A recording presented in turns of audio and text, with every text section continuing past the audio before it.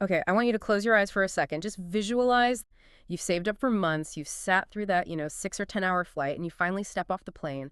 You're picturing yourself like alone on a perfect beach, maybe a sea turtle's just swimming by in the surf. That's what sells the ticket. Right, but now, open your eyes, the reality hits. And for so many tourists, that reality is standing in a line at 7 a.m. in the humidity, clutching a ticket, and shuffling onto a huge bus with 50 other people. You're counting heads, you're waiting for that one person who's late coming back from the bathroom, and your dream vacation is suddenly a military exercise. It's the cattle call model of tourism. You're not exploring, you're being processed. It's the difference between visiting a place and actually experiencing it. Exactly. And that is why today's deep dive is so fascinating. We're not just reviewing a company, we're analyzing a business model that is explicitly designed to just break that system. We are looking at Halia Private Tours on Oahu. And this is such a good case study because when you look at the stack of research we have, I mean, there's service descriptions, the specialty theme breakdowns, all the pricing data, and some very telling customer reviews from TripAdvisor, Google, all of it. You realize they aren't selling tours. Not in the usual sense. Right. It's not a seat on a bus. No. If I had to boil it down, based on these documents, they're selling time arbitrage. They take all the friction of travel, the driving, the planning, the waiting, and they outsource it. So the client, they just buy back their own vacation time. Yeah. It's a shift from the experience economy to what I call the autonomy economy. Autonomy economy. I like that. Okay, so let's unpack this. Because on the surface, it's a tour company, a guide, a vehicle, you see the sights. But when you dig into their documentation, the language is totally different. It really is. The core idea is right there, 100% private and custom. Now, that sounds like marketing fluff, but let's look at how they actually do it. In the standard Circle Island bus tour, the itinerary is king, right? Right. The bus leaves at 8 a.m. sharp. It stops at a lookout for exactly 15 minutes. And it doesn't matter if you love the view or hate it. Exactly. You want to stay longer? Nope. You don't care about it. Too bad, you still have to wait. Hungry at 9:10, lunch is at noon. Oh, I have been there. Watching the bus pull away while you're trying to buy something or just sitting there waiting for strangers. It's so stressful. You're scared of being left behind. Precisely. Halia's model, from what we're seeing in the source text, it just flips that. They offer the anti-itinerary. Right. The documents keep saying your day, your way. The guide works for you, not a schedule. If you get to a beach and it's, I don't know, too choppy, you just leave. Yeah. If you get to a temple and you're having a moment, you stay for an hour. Okay, that sounds great, but how does that actually work? You can't just drive around with no plan at all. No, and that's where the structure comes in. They basically sell time in 3 tiers. First, you have the half day, which is 6 hours. They call it a sampler. 6 hours seems a little short if you're paying for a private guide. Well, it depends on the goal. Maybe you have a flight out that night, or you just want to hit Pearl Harbor and get back to the pool by lunch. It's efficient. It avoids burnout. Then you've got the full day, 9 hours.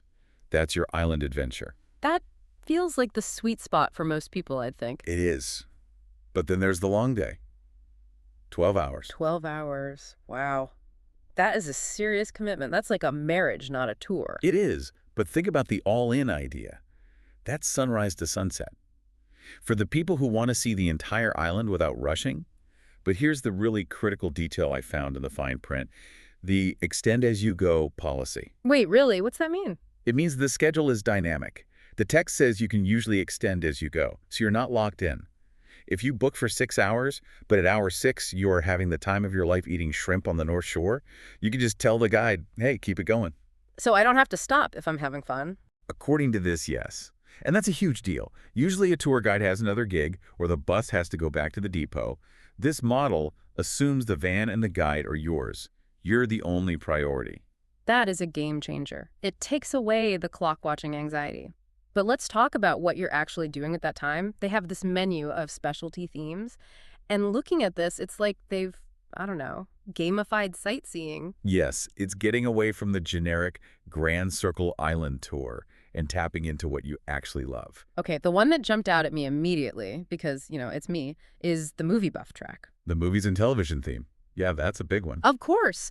I mean, Hawaii is basically one giant Hollywood backlot. The sources talk about visiting locations from Lost or Jurassic Park. We have to mention Kualoa Ranch here. Kualoa is just iconic. If you look at the visual evidence we have, that photo with those incredibly jagged green mountains, Yeah. it looks prehistoric. It absolutely screams Jurassic Park. You can almost see the dinosaurs running through that valley. And the value isn't just, here's a nice mountain. It's connecting pop culture to the landscape. It Yeah. becomes, here's where the stampede happened. It adds a whole other layer to the scenery. Totally. But okay, maybe you don't care about dinosaurs. Maybe you care about lunch, because the foodie track, oh man, this made me hungry just reading it. The local flavors option. This is so important because tourists get stuck eating at hotel restaurants or chains in Waikiki. They just don't know where to go. Right. But this list is legit. They mentioned Giovanni's shrimp, the legendary garlic shrimp, And Leonard's Bakery for Malasadas. those Portuguese donuts. Yes, deep fried, covered in sugar, sometimes filled with coconut custard. Ah, So bad for you, so delicious. yeah. They also list Matsumoto shave ice. Okay, but let's think about the logistics of a food crawl. If you drive yourself, you get to Leonard's, you spend 20 minutes looking for parking, you wait in line, you eat. Then you drive an hour to the North Shore and do it all over again. Exhausting. Right. Whereas the guy drops you at the door, circles for parking while you get in line. Yeah. Or better yet, a guide knows when to go.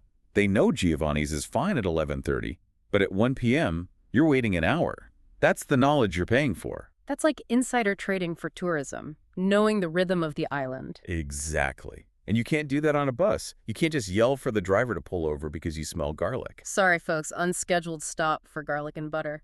Yeah, no. Now, for something more substantial, there's the history and culture track, specifically Pearl Harbor. A bucket list item for so many. The Arizona Memorial, the Battleship Missouri.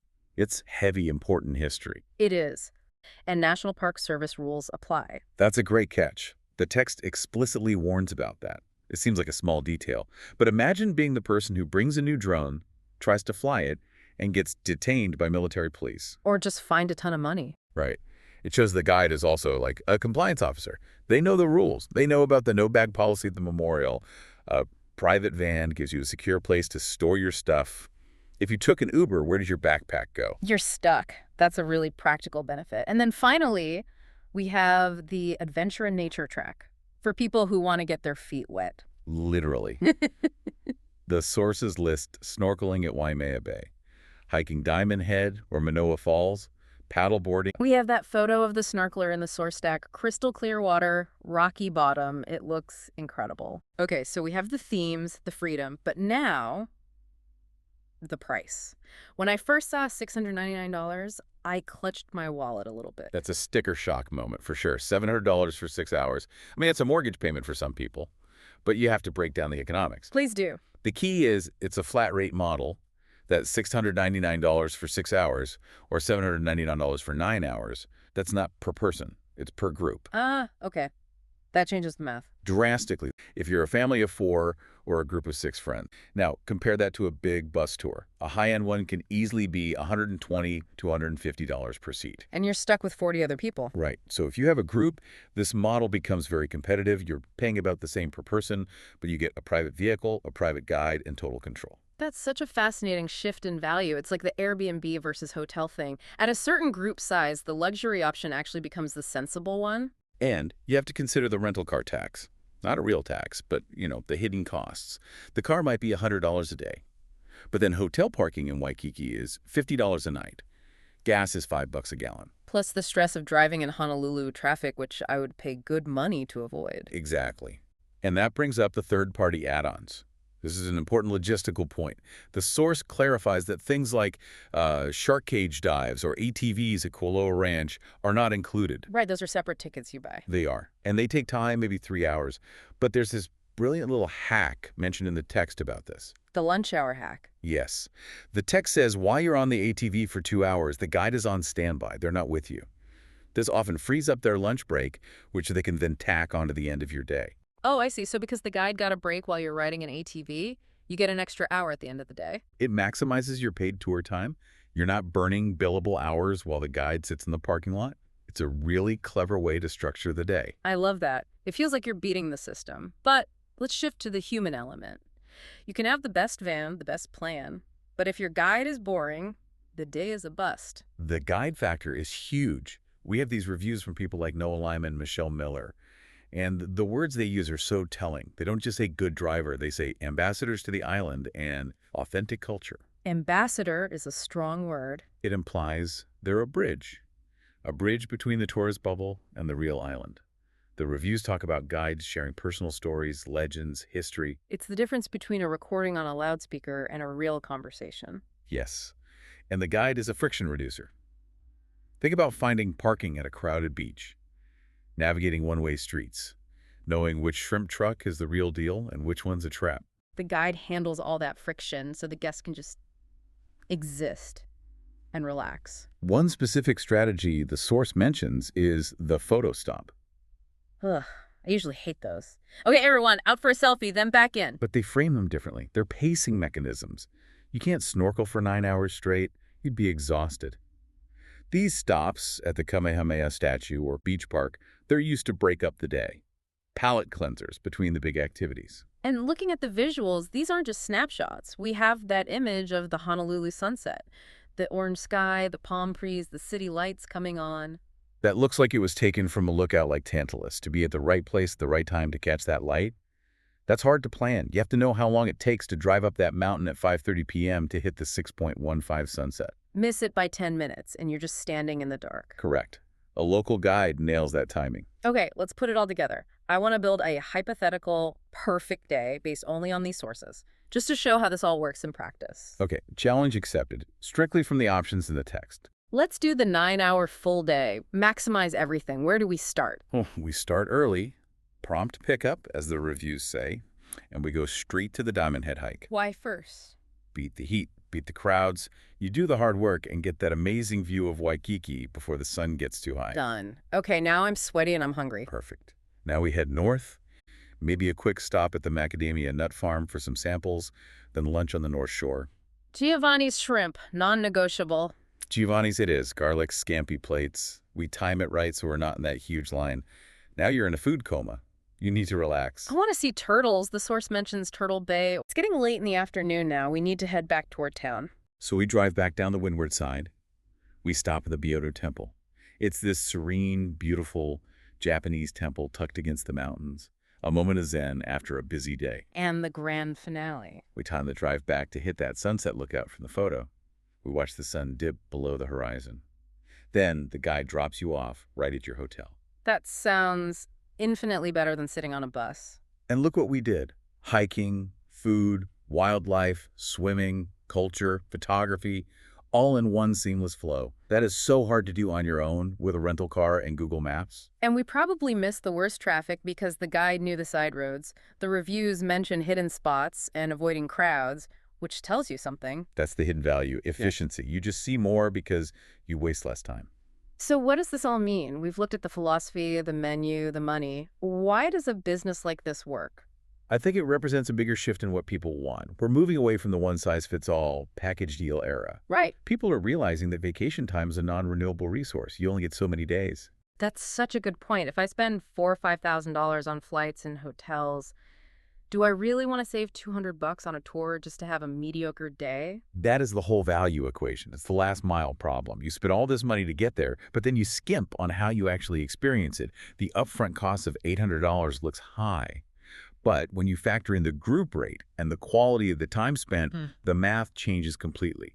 You're leveraging local expertise to maximize your most limited resource. It's the difference between just consuming a destination and actually curating it. Beautifully put. And this isn't just about Hawaii. This is a model for travel anywhere.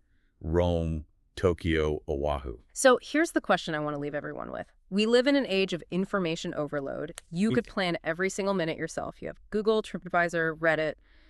The tools are right there in your pocket. You certainly do. But is the true luxury in this day and age actually handing that control over? Is the ultimate indulgence having an expert curate the world for you in real time, filtering out all the noise so you can just look out the window and see the sunset? That is the question. Sometimes the smartest decision is to let someone else drive. Something to think about for your next trip. That's it for this deep dive. Thanks for listening, and we'll catch you on the next one.